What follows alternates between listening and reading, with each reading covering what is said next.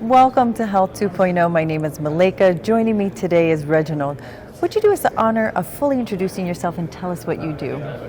Hi, my name is Reginald Mbawuike. I'm the Mobile Health Fellow at Harvard University, responsible for presenting mobile health technology to most of the doctors at the Harvard Medical School and Harvard School of Public Health back in 2014, and founded a clinical trials program at Harvard University on how to use mobile health technology, which we now call telehealth, on how to conduct remote clinical trials.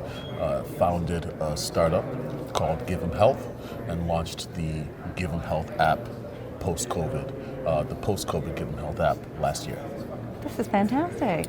I mean, you're doing so much in the health field already, and just the preparation and truly ensuring that the doctors have the tools that they need to be successful for their patients. Yes. Yeah. The main thing we focus on is patient empowerment. If the patient has their own data and is able to monitor their own symptoms, they're in a chronological way, which we call a symptoms calendar.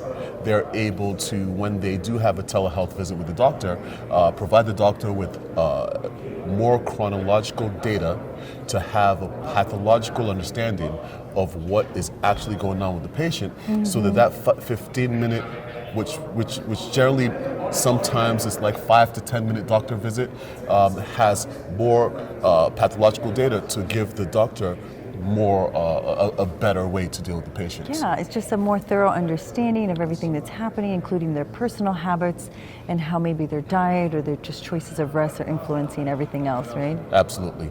And so now that we have COVID, that we've had COVID, there's so many things that we do not understand. Now, when we started this at Harvard, we were focused on potential what we called cross-border diseases.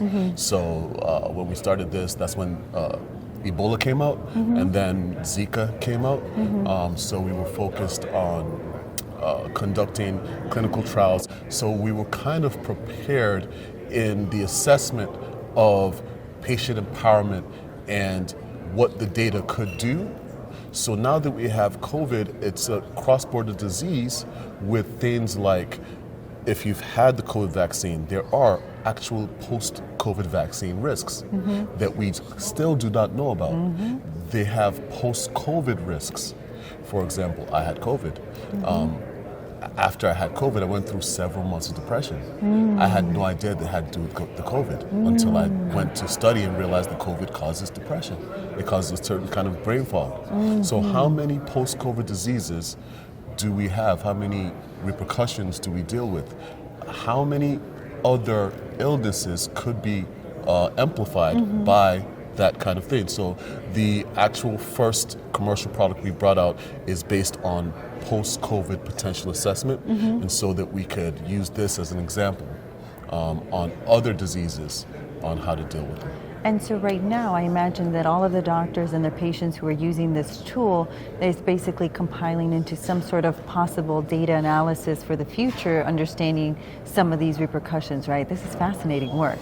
So on that note, we put together about 80 different algorithms on what potentially could you look at in assessment of a potential disease and a potential illness. So yes, it's about the data. The more data you get to a doctor, the more efficient the doctor can be. We cannot recreate doctors out of thin air, but we can give them very good data to deal with this kind of thing. For example, we were recruited by the telemedicine team of MD Anderson, which is the world's #1 cancer institute, on how to use a symptoms calendar, symptoms checker, symptoms tracker on tracking cancer patients globally. So they're based in Houston, and they would like to, track patients that they have because they're the top cancer institute. So they have patients in Mexico, the Middle East, etc. So how they could just be there, and then the patients there could say, hey, I'm feeling a lump here on Monday. I had this kind of feeling on Tuesday, and then you can, through that same thing, follow the pathology of how bad the cancer is getting. And so we're showing this with COVID, as a basis, because now it's finally needed. Yeah. And then show how you can use the same kind of pathological symptoms tracking on disease after disease after disease. This is fascinating. I am truly, really excited about the research that you all are going to come out with, the data, and how this is going to really serve all of us, right? Yes. Humanity at large. So it gives us a lot of insight into why you're winning this award here in Las Vegas. Thank you. Tell us, how does it feel to be seen and celebrated? Well, the recognition is enlightening. Our cause is social entrepreneurship in healthcare. We generally don't know, but if you focus, you realize that we spend the most in healthcare in America, and of the developed countries, America has the worst healthcare system. Sure does.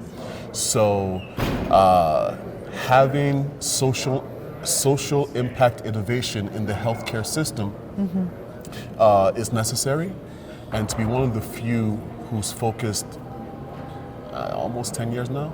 No, 11 years on this? I keep forgetting that. I still look young.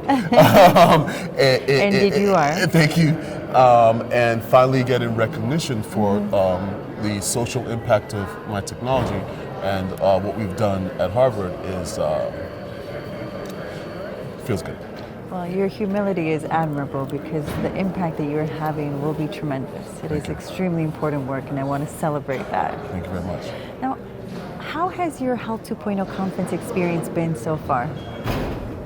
I've loved the experience. I've been hosting conferences for many years. I've been part of conferences. But when it comes to the breadth of depth of the different sectors of healthcare, health technology, etc., executives that I've met here, just by bumping into someone having coffee, and this person is someone who I had, hey, how can I find someone who does this? And just brushing the shoulder here, it's like, oh, I do this. Exactly. And I forget that I need to there's a speech I need to listen to, because this conversation is so enlightening and enhancing. So I've met several strategic partners, potential investors, and nothing short of breathtaking. I mean, this is the kind of feedback we love to hear. You are really exactly where you're meant to be right now. Yes. In addition to revolutionizing the field of health, you are also just manifesting these friends and connections and who you're meant to build with, and that is a delight for us to hear. Appreciate that. Now, how do we stay connected to you and your company? Where can we go for more information? Well, to find us, you go to the website give.health. We are Give 'em Health, so GIVE.health, and you'll see us there. We will be releasing the commercial product for the iPhone and the Android very soon. Right now, it's only limited to our pre-subscribers, and so the website, you follow us there, and you can reach me through LinkedIn. Okay. Reginald, and last name Mbawuike, Mbawuike. It has been a true pleasure speaking with you today, Reginald. Thank you so much for this conversation, for everything you're doing for the field of education, and just to advance forward what we need to be well in humanity. Congratulations again to you and your team. Thank you very much.